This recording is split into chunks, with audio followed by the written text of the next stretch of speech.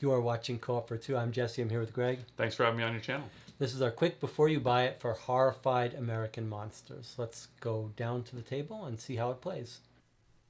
2021's Horrified American Monsters is a follow-up to 2019's Horrified. It's essentially the same game, but with 6 different monsters to fight against. It was published by Ravensburger, supports from 1 to 4 players, and plays in about 60 minutes. It's essentially a cooperative pick-up and deliver game where players must defeat a combination of boss monsters that can be mixed and matched to adjust the difficulty level. Each of the 6 monsters plays very differently, and differently from the original 6 monsters included with the original Horrified game. Some are more complex than others. Each game begins by selecting 1 or more monsters to play against. Each monster has a unique starting setup and set of auxiliary components described on their individual monster mats.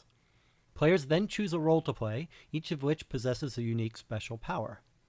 Lastly, the board is seeded with a set of item tokens that come in 3 different colors and of different strength values. The basic rule set of Horrified American Monsters is identical to the original Horrified.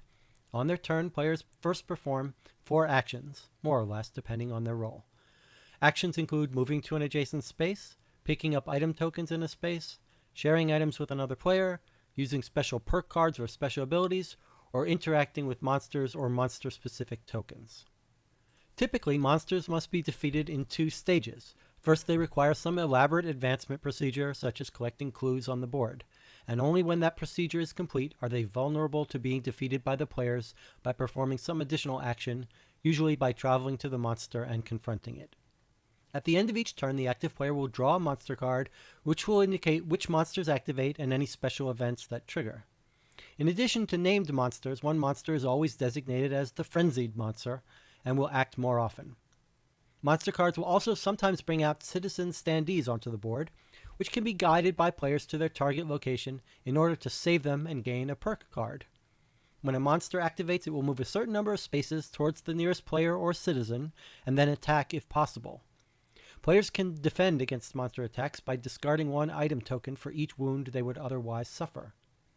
If a player or citizen is defeated, it causes the advancement of the terror track, which is the primary way the players can lose the game.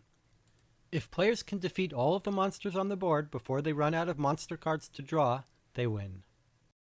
So, just like the previous version, this one is very inexpensive, less than $40, and you get a very nice game inside for that price. The art is lovely. They've got some miniatures, which are, some of them are pretty cool, some of them a little leany. And you get other really good components for each of the monsters, such as like this Bigfoot photograph that you have to put together. Very grainy photograph. Pretty awesome. So, very nice production, and especially so at that price. So essentially, the 2 games are the same, except for the monster and the novelty of playing these monsters with different abilities. So let's go over the monsters in this game. Mothman. Chupacabra, fun to say. Right. The Ozark Howler. Yeah, this one. Bigfoot, yeah, we love the Sasquatches. Right. The Banshee of the Badlands. And the last, this leaning deer creature. The Leaning, The leaning deer, New that's its Jersey official Devil. name. The Leaning New Jersey Devil. So what did you think of these monsters? Yeah, I think they're a lot of fun. I think one of the strengths of this game is that you can play different assortments of monsters. Combinations of monsters, Yeah, that's right. yeah. That's the whole point of this game. And each of them brings their own thing to the table. And we'll kind of talk about the comparisons in a bit here, but, you know, Bigfoot plays very differently. He's really kind of cool. He's, you know, he's trying to get away from you because he doesn't want to be seen, and you're hunting him down. Whereas, you know, Chupacabra is more of like, and you know, Banshee of the Badlands, they're more kind of garden variety, like they're just going to go over and kind of hit you. Although he's cool too. He's grabbing up these livestock from around the board, which is pretty cool. And I thought the most interesting monster out of both sets, honestly, was the New Jersey Devil. This whole, like, it creates a different, it's much more complicated, but it really creates a very interesting, unique way. And They it's cool. they do all feel quite different to play Completely against, different, yeah. which is what you want from a game like Yeah, this. and some of them being garden variety, kind of like just like they're going to come around and hit you, versus like some of them that are much more complicated, is cool to be able to have that mix, I think. So for me, it's not a super compelling game. I mean, it feels like it's a little unbalanced in terms of whether you're going to win or lose, and it's a small board. There's a lot of luck involved. It does, as a game, as a pick up and deliver game, it's only mildly enjoyable for me, except for the novelty of trying each monster once or twice. I don't feel like I want to keep coming back to this game over and over. Well, I disagree. I actually think I think it's very fun. I think that you can use different player characters, different characters in the game which have variable player powers, so you can kind of change that out, much like other games like Pandemic and so forth and Flashpoint, where you're trying different challenges. And then I think that, like, although it is quite easy, I think this game is, not difficult, not a big challenge. But I think that it always provides an interesting puzzle. When we play, we discuss quite a bit what we're going to do and what the best actions are. And I think there are some very interesting decision points in there, albeit it's kind of not as big a challenge for avid gamers. Yeah, well, that's a good segue. I do think this is a very good game for beginning co-op players. Like, this would be a good game to give someone without that experience. But these monsters do feel more complicated, harder to run, and the rule book feels a little rushed out. So you're going to have to study some of these if you're new to this game, to this kind of game. Some of these are a little bit odd to play. And we played one game that was close, but one game that was wildly imbalanced. We just walked all over it. So, like, as an experience, good, but maybe as a serious strategy game, no. So let's do you want to talk about how it compares to the original Horrified? Yeah. What do you think? First I'd like to say that you cannot mix the two. They're both standalone. Without using some house rules or whatever, you cannot mix the two games because of the way the deck works. That's a good point, and maybe a good way to segue. I think, like, buy the first game first. The first game has slightly more straightforward monsters. They're maybe arguably a little more interesting, but certainly a little more familiar.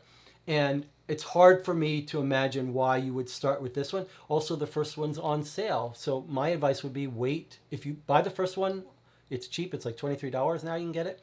If you love it, wait for American Monsters to come on sale before you pick it up. So you think there's room for both games in a collection? For the novelty of playing for the monsters, but don't just start with the first one. If you like it, go to the second one. So I'm going to pivot a little differently.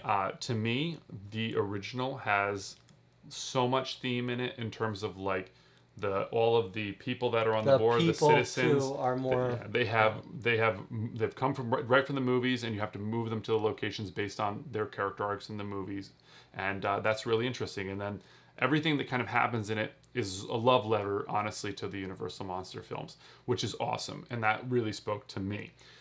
This game, although it is highly thematic, the way that the monsters all move and behave, which is awesome.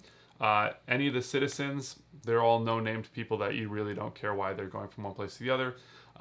And the event cards themselves, they're not as compelling in terms of those movie moments as well. So I do really enjoy this selection of monsters. They act very differently than the originals and from each other, and I think that's a grand design in terms of that, in terms of that, the way those interact. But the theme itself is way less to me. Now, if you don't know the Universal Monster movies and you don't care, then I almost think that they're both worth buying and maybe even having room in both your collection if you do really enjoy it. Let me just add one more thing in terms of gameplay. I do think in both of the games we played, the one real enjoyable spot for me was trying to figure out the sort of longer term strategy of which one we attack, which monster we attack first, and in which order. So it's not that there isn't some strategy in here. And if you were a family, this might be. What do you think? Would this be appropriate for a family to play? Yeah, like parents running it a little more, but the kids can play it for sure. Yeah, I think you're going to find this game offered in a lot of mass market locations like Target, etc. And I think that it's definitely geared for gamers or more that gateway gamer category, but also for families and maybe non-gamers. All right, so reminder, you can watch our playthroughs for both games and our long review of Horrified if you want to dig deep into the well of game design issues. And movie discussions. Yeah. Okay, we'll see you next time. Thanks for joining.